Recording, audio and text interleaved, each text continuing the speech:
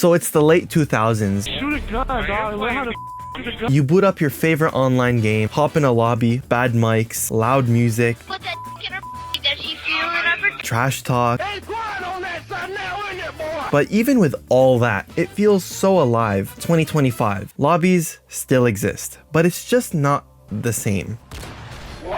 So what happened to the chaos that made online gaming so human? Why is it so dead, and are we seeing a comeback? Let's go back to the 1980s. You want to play an online game with your friends, but how do you even go about doing that? Well, first we'd have to choose a game that even supports playing online. Before the internet, one of the only options you have is a system called PLATO, a massive computer network used by universities and research labs, a literal mainframe, considered to be the internet before the internet. On PLATO, you could play games like Avatar, one of the first ever multiplayer dungeon crawlers, and technically you could play with other people, as long as everyone was physically connected to the system. There was no voice chat, no waiting room, just terminals and texting. Fast forward to 1993, a game drops that changes everything. Doom becomes the first mainstream game where regular people can play together over a modem or a local network. To play with a friend, you'd call them on a landline, ask for their IP address, type it manually into a command line, and pray that your modem doesn't drop the connection. If it fails, which it will, you get to start over. But there has to be a better way, right? QuakeWorld,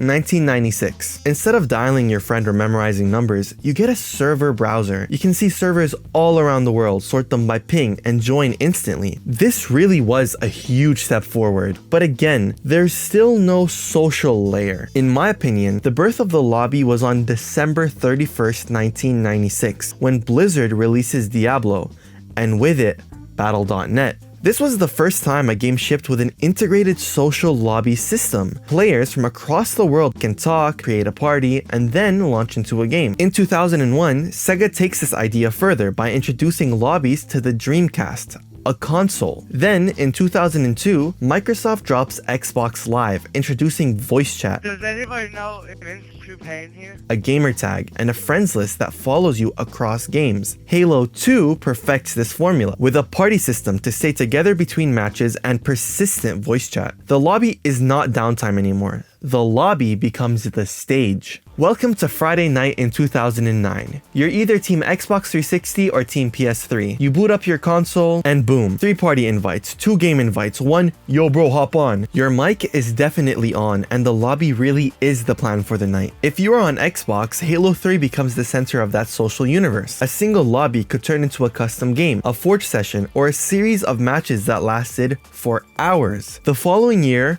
Modern Warfare 2 amplified that energy on a much larger scale. These lobbies were a different kind of social experience. They were extremely chaotic, Oh my god! unpredictable, What the heck was that? Damn, that was a nuke. and unfiltered. Suck my. So what made lobbies back then feel so alive, and why does it feel so different today? Firstly, I believe it was because multiplayer was still unoptimized. Loading screens took time, so in that liminal space, people talked. Oh yeah, woo. In essence, downtime created conversation, and conversation created connection. Secondly, voice chat was on by default. There was no Discord, no private party channels, no push-to-talk culture. The moment you joined a lobby, you were in the room with everyone else. You heard them and they heard you. You have got to be kidding me. If I could get a hold of you, you son of... In a public lobby, you didn't get to choose who you interacted with. You didn't queue with a curated group of friends. Identity mattered too. Your gamer tag, your emblem, your armor, these things followed you into every lobby. You became recognizable, you could be remembered, and being remembered is rare on the internet. But something changed. Around 2013 to 2014, party chat becomes standard. Suddenly, you didn't have to talk to strangers anymore. You could create your own private bubble with friends and ignore the public lobby entirely. At first, this seemed like pure improvement. No more toxic players, no more kids screaming. But by joining a party chat, it meant that you were now choosing safety over serendipity. You stopped meeting new people. the public lobby became a ghost town. Then games got faster. Matchmaking systems became incredibly efficient. These games could find you a match in seconds. And remember how I said downtime created conversation? Well, when you remove the downtime, you remove the reason to talk. You're in a lobby for maybe 15 seconds before the match starts. Not enough time to crack a joke, start beef, or make a friend. Just enough time to stare at a screen and wait. Games also started adding skill-based matchmaking. Every match now tries to algorithmically pair you with players of equal skill. Thus, every lobby became a sweat fest. No room for casual banter when everyone's trying to optimize their KD ratio. Then there's the culture itself. Gaming became mainstream. Streaming blew up. Suddenly, every lobby could be recorded, clipped, and shared. People became much more self-conscious. Say the wrong thing and you might end up in a viral clip or on a Reddit thread. Microsoft, Sony, and game developers implemented their own stricter moderation systems. Report functions became instant. Bans became common. The unfiltered chaos of 2009, that became a liability. And honestly, a lot of that moderation was necessary. The old lobbies weren't just funny trash talk. They were also racism, sexism, and genuine harassment. The golden era had a dark side that we like to forget, but in trying to fix toxicity, we also removed spontaneity. Now, voice chat is off by default in most games. You have to manually turn it on, and most people just don't. And then there's Discord, which by 2016 to 2017 becomes the default communication platform for gamers. Now you're not even using the in-game chat, you're on a Discord call with your boys. Why talk to randoms when your friends are already in your ear? Then 2017, Fortnite drops, PUBG explodes, Battle Royales dominate. These games brought in massive new audiences, younger players, mobile gamers, people who never experienced the MW2 era. And Fortnite's lobby really isn't a social space.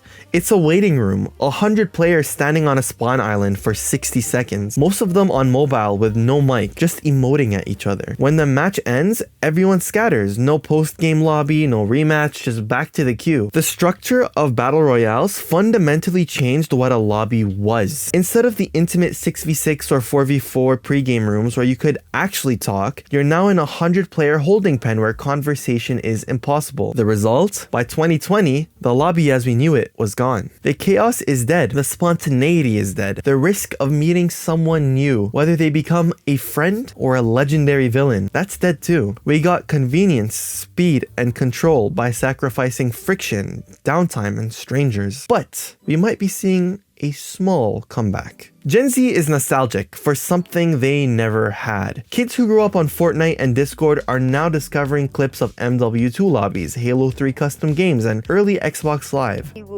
You can't play this game, man. Get out of the tank. And they're realizing they missed out on something. And ironically, it's not the big studios bringing lobbies back. It's the indie developers who remember what made them special. Lethal Company becomes a viral hit in 2023, and a huge part of its appeal is the proximity voice chat. You're in a ship with your friends, talking strategy, I'm leaving. panicking together.